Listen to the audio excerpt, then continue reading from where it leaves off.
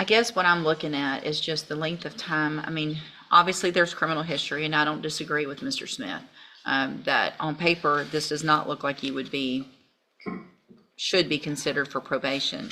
Welcome back to our channel, where real justice gets real intense. Today's case centers around Jerry LeBlanc, a man with a heavy past, a second chance on the table, and a heartbreaking twist that could change everything. On one hand, we've got criminal charges including theft and child endangerment, serious accusations with a clear paper trail. On the other, we hear of redemption, coaching youth football, staying out of trouble, and the unimaginable loss of a child. But is that enough for mercy in a courtroom? Or is his past just too loud to ignore? Stick around. This one's emotional, controversial, and the judge doesn't hold back. And wait until you hear what was inside the child's backpack. Let's get into it. All right, sir, are you Jerry LeBlanc? Yes, ma'am. And Mr. LeBlanc was previously in court, entered a plea of guilty in cause number 21-38605 to the state jail felony offense of theft, and in 22-40408 to the state jail felony offense of abandoning or endangering a child.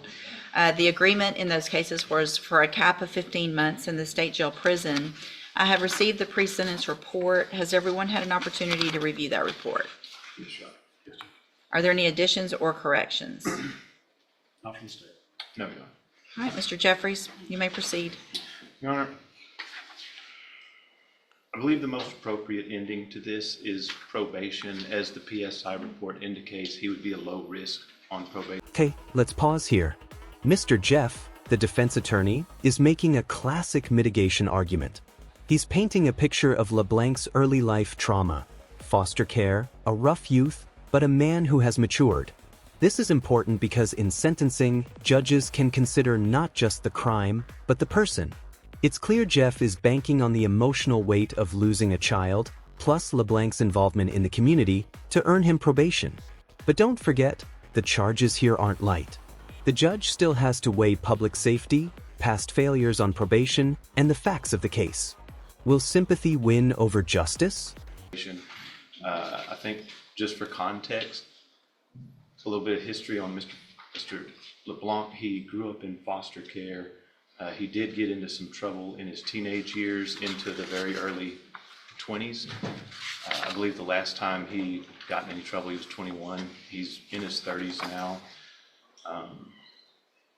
It's been 10 years since his last issue, and that was not a major issue that he had.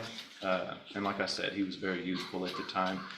These situations, it's not a situation where he's going to go to prison forever and not come back. He's going to be back in society at some point. And what we ask is that we give him an opportunity to grow. Growth is important, and growth sometimes comes through very troublesome circumstances. In Mr. LeBlanc's case, the child involved in this particular situation has passed due to an illness, and that passing has has given him perspective that most of us want nothing to do with. And it's allowed him to reevaluate his life and to see the mistakes that have been made and to grow from it in a way where he's actively contributing to his community. He's volunteering with kids. He's giving up his time and his finances to coach youth football, taking these kids all over the place, trying to teach them the way to do things, to prevent them from following the same path that he's taken. Along with that, he does have a 5-year-old daughter that he's very active with, that he has custody of 50% of the time, and he's a strong financial supporter of her.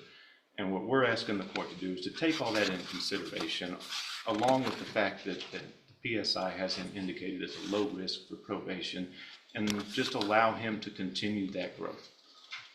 Thank you, Mr. Jeffries. Mr. Smith? Here's the gut punch. The child involved in this case passed away.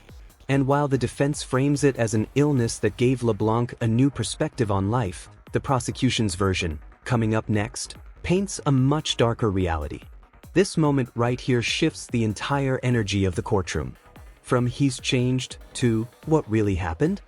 You can feel the judge starting to weigh the emotional tragedy against the hard legal facts. And for you watching, do you think grief automatically equals growth? Or should the full truth come first? Let us know in the comments.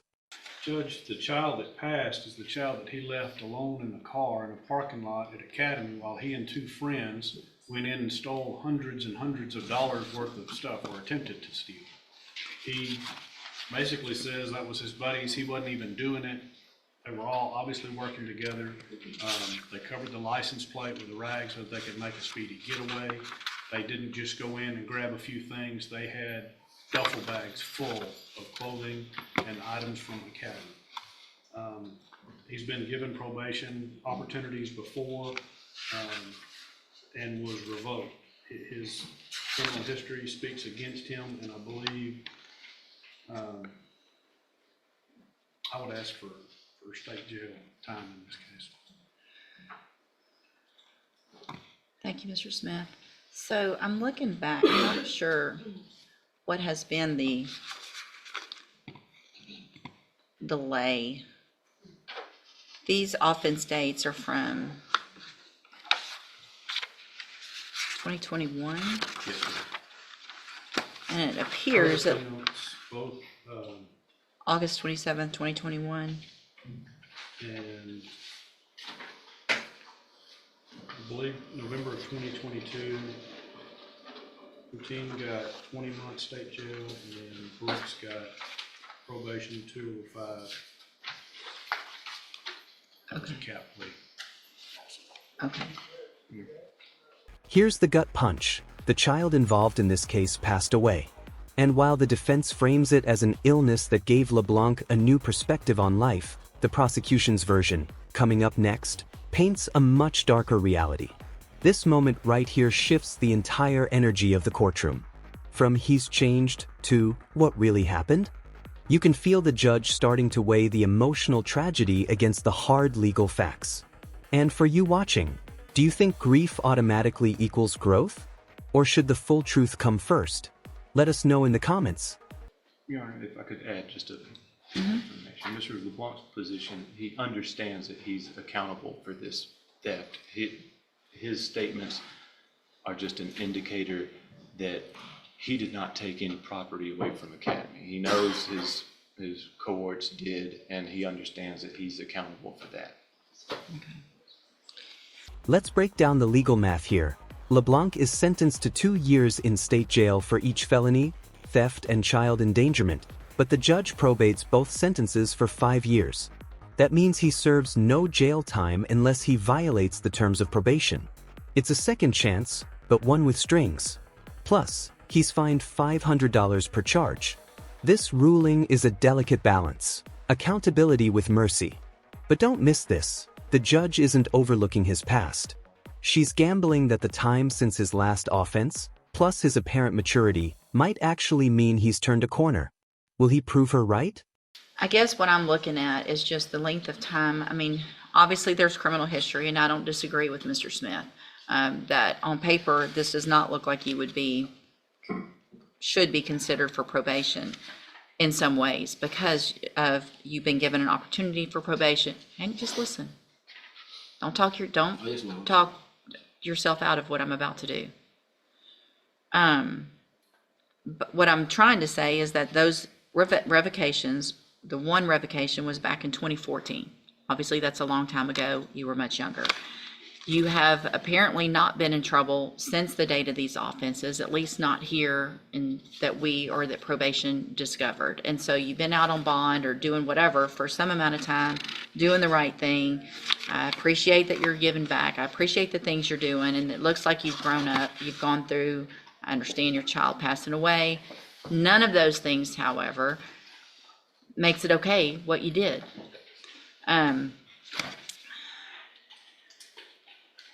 All right, so in cause number 21-38605, I'm going to find that you entered your plea of guilty freely and voluntarily. Find sufficient evidence to find you guilty, and at this time find you guilty of the state jail felony offensive theft. I'm going to sentence you to a term of 2 years in the state jail prison, but I'm going to probate that for 5 years. You will be ordered to pay a $500 fine and to follow all of the rules and conditions of probation. In cause number 22-40408, I'm also going to find sufficient evidence to find you guilty, and at this time find you guilty of endangering a child, state jail felony. Let's break down the legal math here. LeBlanc is sentenced to 2 years in state jail for each felony, theft, and child endangerment, but the judge probates both sentences for 5 years. That means he serves no jail time unless he violates the terms of probation. It's a second chance, but one with strings. Plus, he's fined $500 per charge. This ruling is a delicate balance, accountability with mercy. But don't miss this, the judge isn't overlooking his past. She's gambling that the time since his last offense, plus his apparent maturity, might actually mean he's turned a corner. Will he prove her right? Sentence you to a term of 2 years in the state jail prison, but I'm going to probate that, put you on probation for 5 years. You're also ordered to pay a $500 fine in that case, and you're ordered to follow all of the rules and conditions of probation. Part of those rules and conditions, you are to have no contact whatsoever with the co-defendants, Kendall Pushy and Marquise Brooks. You're also not allowed to go to academy. And I'm also ordering that you have to find, you're not allowed, I don't know if you're still using medical marijuana. You cannot use that. Because the facts in this case looks like you were doing more than just using medical marijuana. Hang on. When there's scales and stuff involved, that's not somebody that's going to get medical marijuana. And that's what was inside the baby's backpack. All right? Okay. So if you test positive for marijuana, it is a violation of your probation. You will be right back in here facing the 2-year sentence that I gave you today. Let's be clear. What Jerry LeBlanc just received wasn't a light sentence. It was a legal tightrope walk. 2 felonies. 2 2-year sentences. But with 5 years of probation in place of jail, under strict conditions. 1 slip, 1 misstep, and he's locked up with no second chances. The judge even stripped his firearm rights permanently under Texas law. And when she says, this case is over if you follow the rules, that if is doing all the heavy lifting. Do you think he deserved probation? Or should he have served real time? Let us know your verdict below. No negotiation. I just gave you the max, 2 years. Okay? If you follow all of the rules and conditions of probation that you're supposed to, then for all practical purposes, your case here in court is over. You'll be able to serve those 2-year sentences while you're out on probation. But again, the other side of that is if you violate any condition of probation, you'll be brought back here and you'll be facing those 2-year sentences that I just gave you. I'm handing you in each of your cases the trial court certifications that shows these were agreements that I followed, and so you've waived your right to appeal.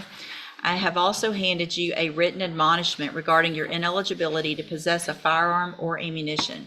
Because of the judgments entered against you, you're ineligible under Texas law to possess a firearm or ammunition. Possession of a firearm or ammunition could lead to charges against you. Firearm is a legal term, and you should read the written admonishment I provide you to see what devices qualify as a firearm. If you have questions about the laws that make you ineligible to possess a firearm or ammunition, or about how long that lasts, you can talk with Mr. Jeffries. You need to have a seat here in the courtroom. Probation's going to call you up when she's ready to go over your paperwork. Good luck to you, sir.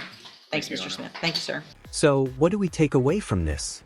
This was a case of second chances, wrapped in tragedy, controversy, and consequences. Jerry LeBlanc got probation, but it's not a free pass. It's a 5-year trial with 0 tolerance. The judge balanced emotion with law, acknowledging grief, but not excusing criminal behavior. From child endangerment to courtroom redemption, we've seen both sides of the justice system today. And now we want to hear from you. If you found this case as shocking as we did, make sure to hit that like button, share your thoughts in the comments, and don't forget to subscribe for more jaw-dropping courtroom breakdowns.